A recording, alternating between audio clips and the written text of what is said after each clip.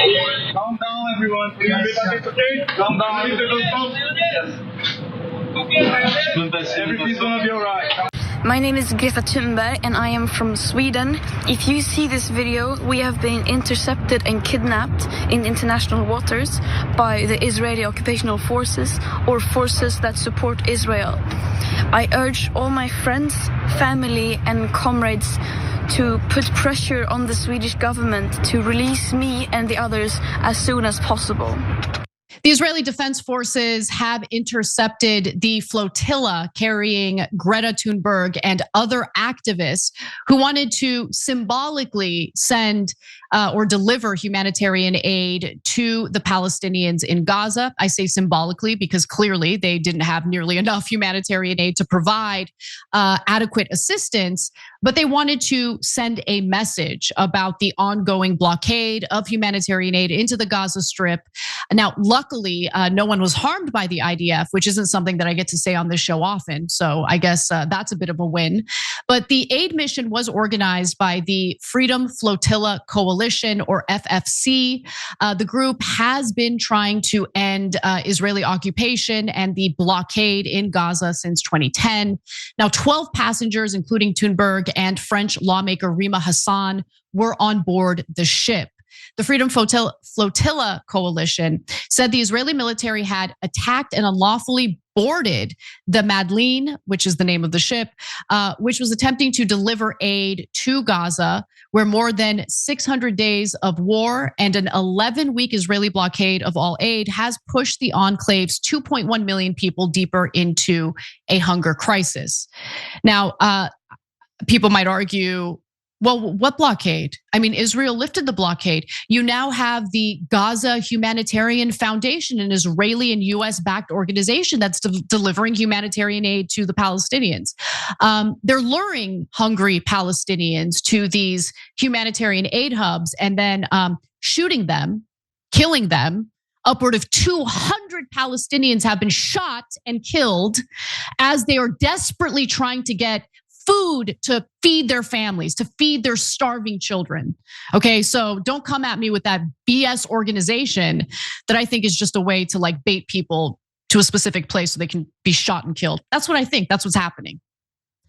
We'll get back to that in just a minute. Now, last month, the world's top authority on food crisis warned of famine unless aid is allowed to enter the country. 1 in 5 Palestinians are on the brink of starvation, and Israel has since allowed some aid to enter the country, but not nearly enough, which we'll again get back to in just a moment. But according to a statement released by the FFC, the group was carrying baby formula, food, and medical supplies, all of which were taken by the IDF, confiscated. Now, according to the FFC, the Madeleine came under assault in international waters, and those on board were unlawfully detained.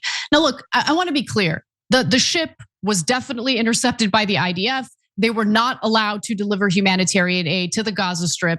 I think that was the point, right? I mean, this was meant to send a message about how far the IDF is willing to go, how far the Israeli government is willing to go to prevent the flow of humanitarian aid into the Gaza Strip, unless it's being delivered by that Israeli and US-backed organization that has been a complete and utter disaster for the Palestinians so far. Now, Adala, a rights group in Israel that said it was representing the activists, said Israel had no legal authority to take over the ship because it was in international waters and because it was headed not to Israel, but to the territorial waters of the state of Palestine, a state that Israel, of course, does not recognize. They have not allowed the Palestinian people to engage in self-determination or to create their own state.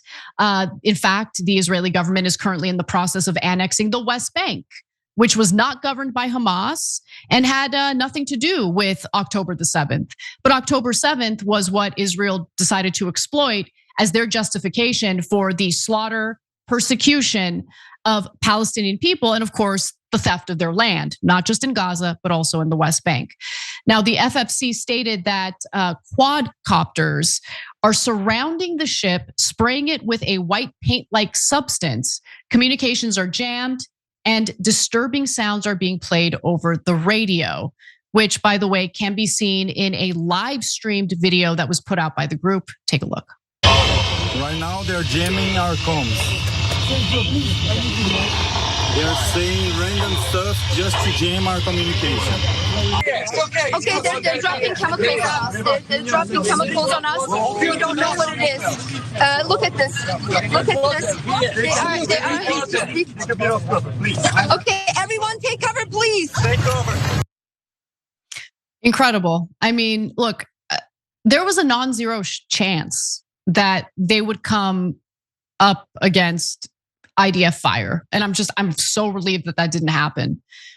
But treating this flotilla that's just attempting to deliver humanitarian aid to the starving people of Gaza is just so sick in so many different ways. And that was the point. I don't think anyone on that ship was under the illusion that they were going to effectively end the blockade and be able to feed every single starving Palestinians. They wanted to do something symbolic to show the world how far the IDF is willing to go to stop the flow of humanitarian aid to the Palestinian people. Now, Israel's been against this organization from the jump, as you all know. Israel's Defense Minister Israel Katz said on Sunday that I have instructed the IDF to ensure that the Madleen flotilla does not reach Gaza.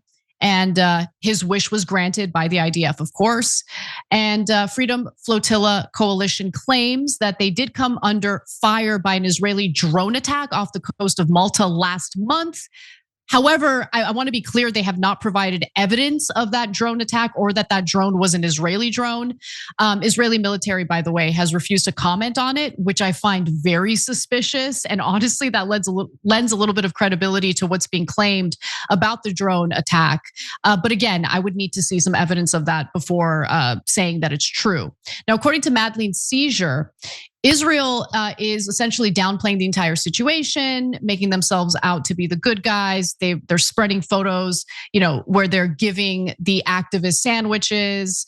But so far, upward again of 200 Palestinians have been killed by Israeli bullets as they desperately try to get food to feed their families from the Gaza Humanitarian Foundation hubs. Now, again, these hubs are backed by Israel and the United States, and people are getting shot and killed as they're desperately trying to obtain food. Let's take a look at one example. That's the unmistakable sound of automatic gunfire as crowds of Palestinians, some carrying food, some still hoping to get, scatter from an aid hub in central Gaza. The Israeli military says it was firing warning shots. But a father of 5 lies dead. They said Khalid was shot in the head by a sniper. He wasn't armed. They lie to people and tell them there is aid and then kill them. They are liars. And while these atrocities are ongoing in the Gaza Strip at the hands of the Israeli Defense Forces, as this has been going on for well over a year and a half, Israel Katz, the defense minister of Israel, of course, wants to basically punish the activists on that flotilla by brainwashing them, propagandizing them with the atrocities that were committed by Hamas. What about the atrocities you guys are committing? Anyway, Katz announced on X Monday that he had ordered the Israeli Defense Forces to show the intercepted group the atrocities committed against women, the elderly, and children at the hands of Hamas on October 7th. And by the way, I think it's totally fine to acknowledge those atrocities. Those were atrocities. Innocent people were slaughtered on October 7th. There's no justification for that ever. But since then, similar atrocities have been playing out by the IDF in the Gaza Strip, by settlers in the West Bank. Can they watch videos about that? Or are we just gonna pretend like the humanity of the Palestinian people doesn't matter and we can just treat them like animals, watch them get slaughtered and not give a damn about it? He also added, anti-Semitic Greta and her Hamas supporting friends should see exactly what the Hamas terrorist organization, which they came to support and act on behalf of, truly is. I think they see you and the current Israeli government and the IDF for what they truly are. Absolutely heinous supporters of ethnic cleansing and genocide. And that's probably what motivated someone like Greta Thunberg to honestly risk her life to be on that flotilla to begin with. That's the reality of the situation. Every time you ring the bell below, an angel gets his wings. Totally not true, but it does keep you updated on our live shows.